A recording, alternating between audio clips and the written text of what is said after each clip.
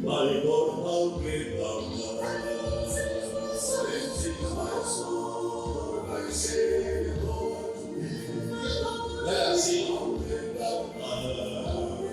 How great thou art. Cleansing my soul, my Savior, Lord, to me. How great thou art. How great thou art. Cleansing my soul, my Savior, Lord, to me. How great thou art.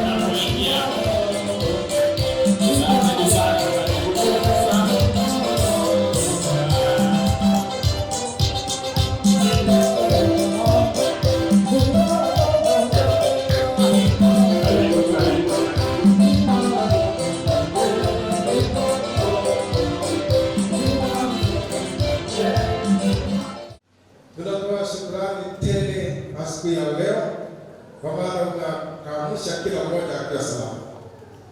Tunatoa shukrani kwa ajili ya makambi nzuri yenye manufaa kwa watu wengi. Mungu, tunakuja ili tuabudu jina lako, na tunakuja tunapofungua rasmi makambi ya union kwani kumuisha watu wengi kutoka sehemu mbalimbali. Tunakukaribisha Mwenyezi Mungu uwe pamoja nasi tunapoanza kipindi hiki maalum, ukabariki kila mmoja kwa usiku. Asante kwa maana kubali tuanze pamoja nawe na tumalize pamoja nawe. Jina lako litukuzwe, katika jina la Yesu tunaomba. Amen. All right, fine. Thank you very much.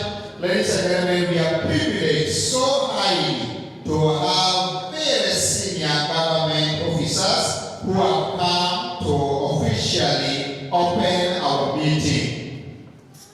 And we have MCA of Nandi County, Kapisaga Ward, Mr. Cornelius Some. Mr. Cornelius Some is an educated man and is one of us. Some is a journalist. He has done mass communication, so he knows what he can cover here. And we know before he leaves this place, he will publish our camp meeting very well. We want to see our camp meeting published very well. I want to give this opportunity before I bring to you the next speaker to share with us his experience of being short and tall. He is short in size but tall in position. So I want him to come and share with us. He can share with us a few experiences that he has encountered in this Posibility ministry.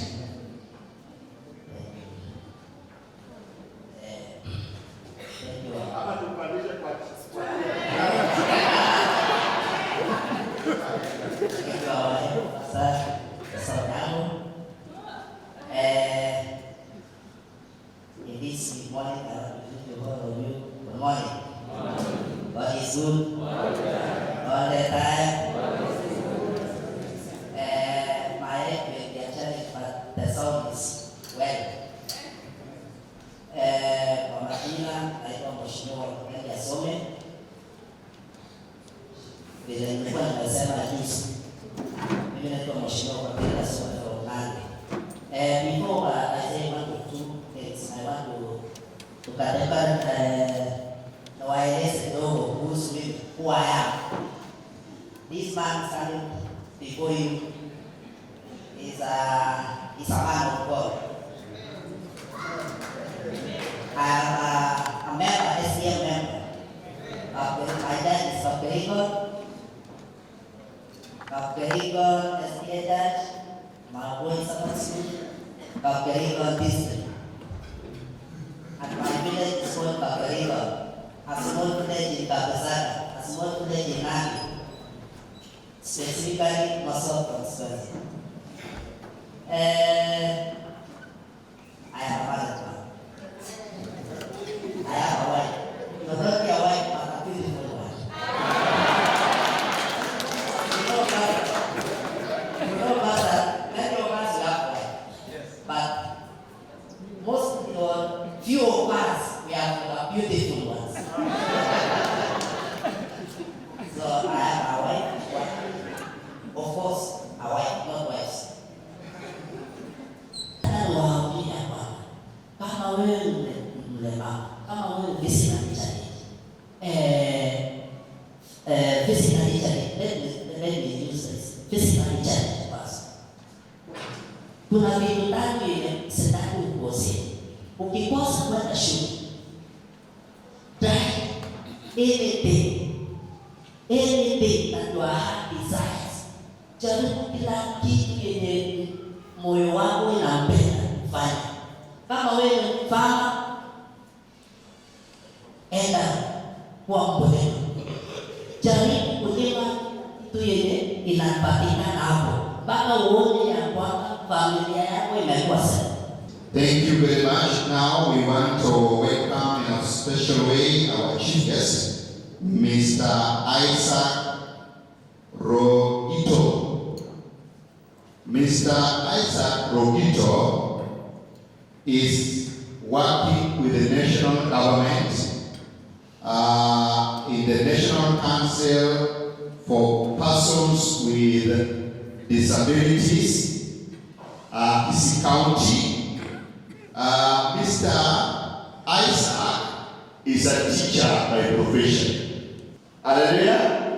So we want to welcome in a very special way Mr. Isaac Rogito to speak to us and officially open our function. I want to take this opportunity to reach all my voice a little bit hoarse because I need someone kidogo. I am a singer.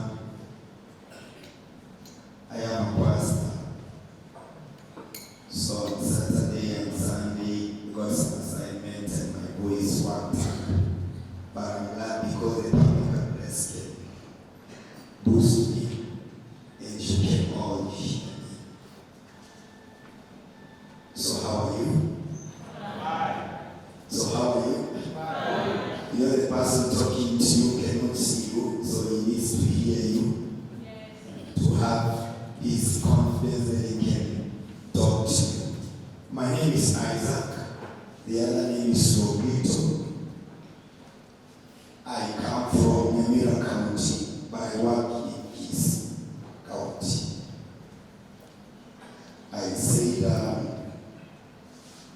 currently I work with the National Council for Persons with Disabilities, which most of you are aware of or are members. If not, we shall again invite you to register with us.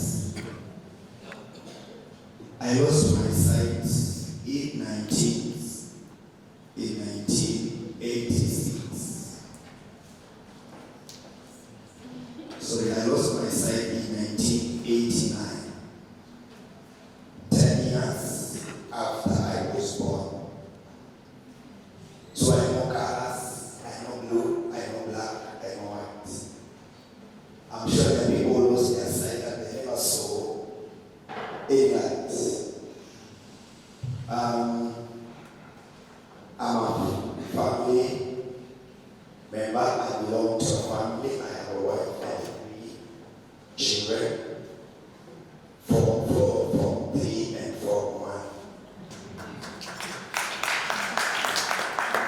if I knew the function I was coming to properly, I would have carried them with me. But next time, I'll follow you where you will be, because I want to be part of this.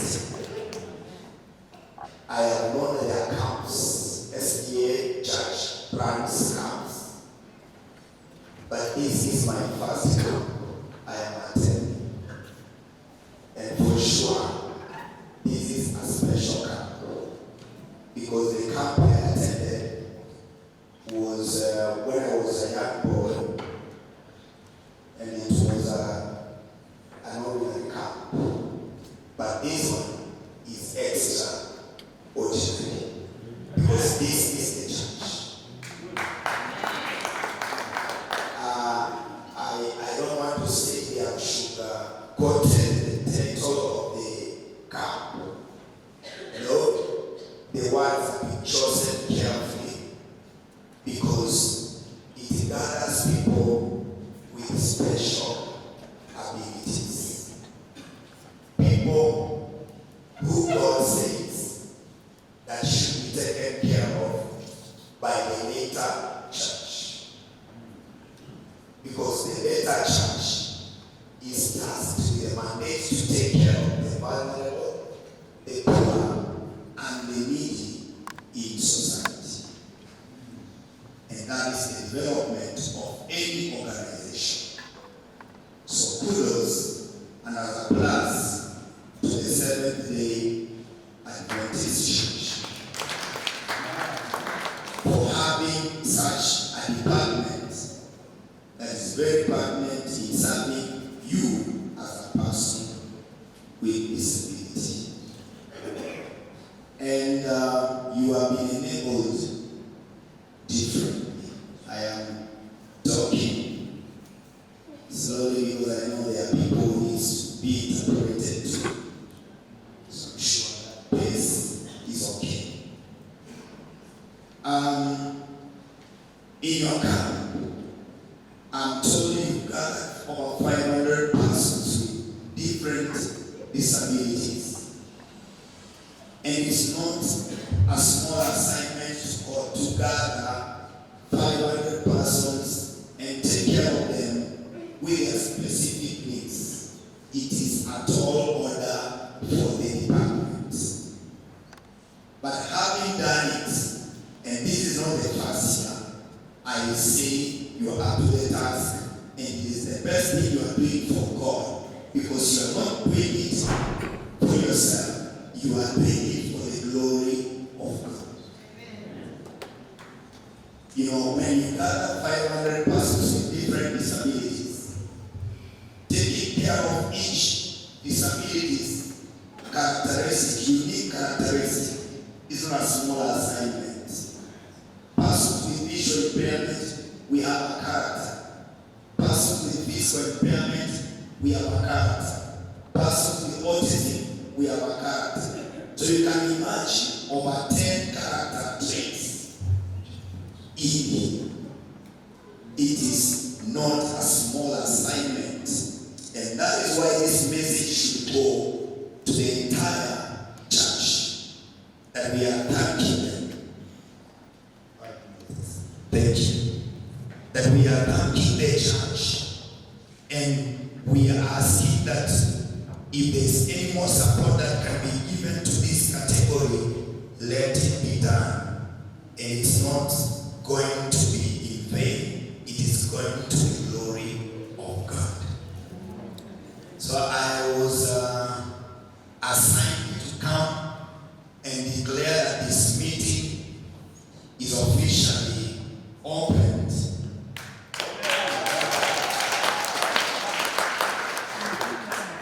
We want to officially say that this meeting is now opened, and we want to encourage that you interact, you mingle, and learn and unlearn. You know, there are things that you must unlearn in these messages that we are giving to you. You are learning from each other because you have been a cocoon maybe, and you need to unlearn certain characters so that you can be a person who can socialize institutional level. So having said that, for the department, and I will not want to forget to congratulate and thank all the, alright, thank you. I would just want to appreciate all the organizers, the pastor in charge of the department, na wale wengine wote walikuja kumsaidia. Wote ningependa niseme Mungu awatie baraka zake kwa familia zenu, awajalie afya ili muwe na nguvu ya kupanga kongamano kama hii miaka zingine zijazo. Na tukikuja kwa mikutano kama hii, tunajifunza na kuna vitu tunabadilisha katika maisha yetu. Na mimi nimekuja na ningependa nikuje zingine ili tubadilishe mambo fulani fulani. So niruhusu leo kwa dakika kidogo zifuatazo nizungumze kwa department na kwenu nyote kuhusu kitu kinaitwa mainstreaming ama kuhusishwa, leaving nobody behind. Okay? The SDA Church is leaving nobody behind. God of Jesus Christ. And so guys, so you are lucky you are in a church that values your community. Okay? So mainstreaming, tungependa pia tunapozungumza kuhusu mainstreaming muelewe nini. Na nataka kuirahisisha tu kifupi, kwa nini nimeambiwa viwango vyetu sio havifanani wote. Sasa niulize hivi, nyumba ikijengwa, ukiwa na pesa kama mheshimiwa huyu sasa amesema sasa kuna pesa, natamani niende kwa nyumba yake, lakini ningependa niulize, ukiwa na pesa ningependa kujenga nyumba ya aina gani? Labda ya ghorofa, sio? Alafu huko juu kwa ghorofa ndio kuna master bedroom, zinapenda kuwepo huko mahali naangalia kutoka mbali kama Danieli akiwa kwa maombi. Sinajua vile Danieli kwa mwenye nyumba ya juu ya maombi. Sasa huko unaona watu wakija kutoka mbali. Na sasa hiyo kuna lakini kama na chini ya hiyo nyumba kuna nini? Store na nini? Na kitchen. Sinaona hiyo design. Ona hiyo picha. Huko juu bedroom master, well furnished. Iko na kila kitu. Kwa vile uko na pesa. Alafu hapa chini kuna nini? Kitchen, store, na nyumba ya nature ya servant quarters. Mahali kazi yake kutembelea na unaona hafai kuingia huko juu. Unamwambia wewe huko ndio unafanya kazi. Na alafu ukianza kuzeeka. Sisi ndio tunazeeka. Ukianza kufanya nini? Kuzeeka. Ukianza kutembea huko juu. Utamani stairs.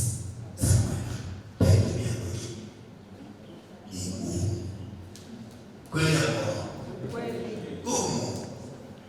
Push. Begi moyo. Lakini kwa vile umeanza kuzeeka sasa, umeanza kutembea kwa wheelchair miaka ya mantene, hauwezi kupanda huko juu, inalazimisha waanze kuinnovate. Servant quarters ama store ama kitchen. Ili ufanye nini? Ulaya. Aibu ama si aibu? Najua kwa nini nasema aibu. Kwa sababu ulikuwa na nafasi ya kufanya nyumba yako ikuwe inclusive. Yaani ukizeeka hiyo nyumba bado iko sawa. Ukilemaa hiyo nyumba bado kufanya nini? Iko sawa. Sio? Hakuna haja ya kuwa na ghorofa hapo na insawa na tutaiangusha. Sure. Ili tena kama ilikuwa hizi ya accommodate, si okay. So what is the message? Mainstreaming ni kusema kuondoa vizuizi vinazozuilia mtu ambaye ana upungufu fulani kutoparticipate na kuhusika. Tuondoe vizuizi. Barriers. Remove all barriers. So I know you know barriers. Moja common barrier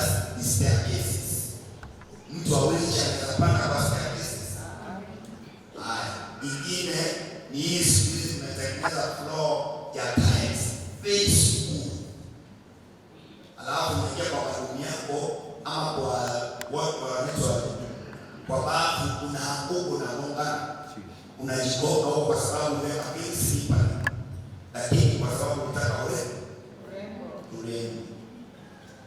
Haya, shimo zimeachwa huko, mitaro imeachwa ikafunika, hiyo ni hatari. Nyumba ghorofa za ofisi za kiserikali ama za umma ama za private, lakini hakuna ramp ama hakuna lift ama hakuna elevators za kwenda kuona maafisa wetu kwa public offices. Hizo ni vizuri. Shuleni nataka kusoma, lakini unaniambia niende Kibos special school kwa sababu hapa kwa shule yangu hakuna mwalimu anaweza kunifundisha kulea vizuizi. Kwenda kwa ofisi ya serikali hakuna sign language interpreter for the deaf, vizuizi. Kwenda kwa hoteli na uko na wheelchair yako, unaenda kwa washroom pale ndani, hakuna vile unaingia private ujisort mwenyewe, lazima usaidiwe kuingia mpaka kwenye toilet kwa sababu hakuna vile imetengenezwa ili unaweza kuingia ufanye shughuli ya toilet peke yako, vizuizi. Ya mwisho, lugha tunazotumia pia ni vizuizi. Tunasema hata kuweka mtu kabla umetaja ulemavu wake. Kama ni mtu anatumia wheelchair, kama ni mtu ana shida ya miguu, wacha kumuita kiguu. Sema mtu aliye na ulemavu fulani, mtu aliye na tatizo fulani, labda asikii, mtu asisikia, mtu asiyekuwa na uwezo wa kuona, mtu aliye kipofu. Ukitambulisha jina mtu, basi umeweka utu ndani ya yule mtu kuliko kitu. Maana ukiangalia ngeli ya disability, hata kwa lugha yenu ya Kiswahili zilikuwa discriminatory: kiwete, kipofu, kijiko, vijiko, kipele, kikuu, zinaona hiyo. Sasa kwa vile nataka kueleza Kiswahili kingine, tunasema mtu mwenye shida ya ngozi. Si sawa? Hata nikiachia hapo usijifunza kitu. Ukienda kama unapata pesa, usiende nyumba ile kusawa. Sawa? Na nyinyi watu wenye ulemavu, hiyo inaongea kwa watu wote. Watu wenye ulemavu, siku hizi tumechangamka, tunadai haki zetu. Okay? Hatuna mazi. Ukienda mahali na umehudumiwa vizuri, usilalamikie mbali. Ambia aliyekuhudumia, nilihudumia, lakini naomba next time kama nilihudumiwa hivi, ningeshukuru sana. Hata kwenye benki, don't go without raising the difficulty you found in services, so that the services can be improved. Sawa. Sasa sisi kule kwa National Council, mimi nimeingia National Council 2013. Nilikuwa nafunza shule moja inaitwa Darasa. Nikatoka kule nikaingia kwa huduma kwa jamii, kwa sababu nataka nihudumie pia watu wetu. Services zile tuko nazo ndio hizi, na ndio wenyewe mnazijua. Currently, registration ya disability imekuwa reformed. Wale mko na kadi za zamani, mnahitaji kwenda kwa ofisi zetu tena kwa update, ili hivi karibuni hizo kadi zitaacha kufanya kazi, because hizi zinaundwa kwenye neighborhoods na kwenye mitaa. Nataka kadi ya disability iko na security features. So hivi naposema hiyo update inaendelea kwa county offices zetu, Migori, Homabay, Nandi, kila mahali tu. Kienda pale kwenye report yako, wewe na kitambulisho, wewe na passport photo, they will update your data ili upate waiting card usubiri kadi. Assessment ya disability imekuwa involved, inafanyika kwenye county. Sasa tuende happy hours, tunamaliza pale vitu zote wapi? Kwa county directors wa health, wana sign hizo documents zetu pale. kweli progress. Naona serikali imeanza tangu December 3, 2021 hiyo sherehe ya International Day for Persons with Disabilities. Ukiwa na ile kitambulisho ulemavu, faida yake nini? Number one, unaweza ni kitambulisho ndio, lakini inaweza kusaidia ukiapply services zile ziko. Na services tuko nazo ndio hizi. Number one, assistive devices, yani vitu vya kutembelea na vitu vya kutumika kama ulivyo shuleni. Adaptive technology. Number two, toolkit. Naweza fanya application ya toolkit. Kama wewe ni mshonaji wa viatu, nguo, kama wewe ni baba, kama wewe ni master, kama wewe ni baba, you visit your county offices, kuna service inaitwa toolkit. Una apply, unapata kifaa cha kusaidia ili economically wewe ujenge nchi pia. Number three, tuko na sunscreen lotion, na protective gears, na screen cancer test. Hiyo ni ya watu ambao wako na ulemavu wa nini? Wa ngozi, ama tunaita persons with albinism. Si kama director wa hii program, kuna watu wa ulemavu wa ngozi kwenye mkutano huu. Kuna hata mmoja leo? Amna. Sawa, next time it is important. Next, tuko na program inaitwa Cash ambayo imetatiza wengi. Hii ni watu ambao wanasaidia disability. Wanahitaji 24 hour care. Analipiwa shilingi 2,000 kila mwezi, baada ya mwezi mmoja wanalipiwa 4,000 kwa caregivers. Alafu sasa inakuwa ni ya kuwapusha, kuwapasa chakula na mavazi na vitu vingine. Hiyo program intake ya mwisho, upscale ya mwisho ilifanyika 2016. Lakini karibuni tutachukua, maana watu wamefariki na wengine wanataka replacement. Pia tunaambiwa hivi karibuni tutafungua tena mwanzo kuchukua. Tuko na education assistance ambayo ni misaada kwa scholarships, especially for mwanzas. Tunachukua scholarships kila mwaka, kila kaunti wasikiana mplana the top boy and girl. Hata hizi scholarship partnership with elimu, equity na KISII Foundation. Tuko na Kenya Pipeline pia inatumia partner kutupatia scholarships na kuna national council. So watu waende shule please. Bursaries pia zinakuwa lakini zimepungua, but they feel that we want to encourage that they need to apply and they go to school, especially kama wewe bana unakuwa, that is the orphans who to encourage msikose kwenda shuleni. Services tuko nazo, ukitaka kujua zaidi kuna service hata kwenye website yetu ya www.ncwd.go.ke. Pia unaweza tembea kwa county office yetu, utapata kusaidika sana.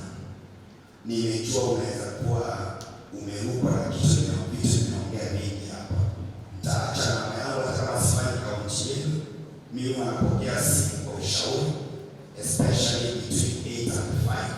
Nitashukuru sana. Weekend, Saturday and Sunday, ukipigia tutanipigia hata kama nyumba inaungua. Lakini kama ni Monday to Friday, nitachukua simu yako.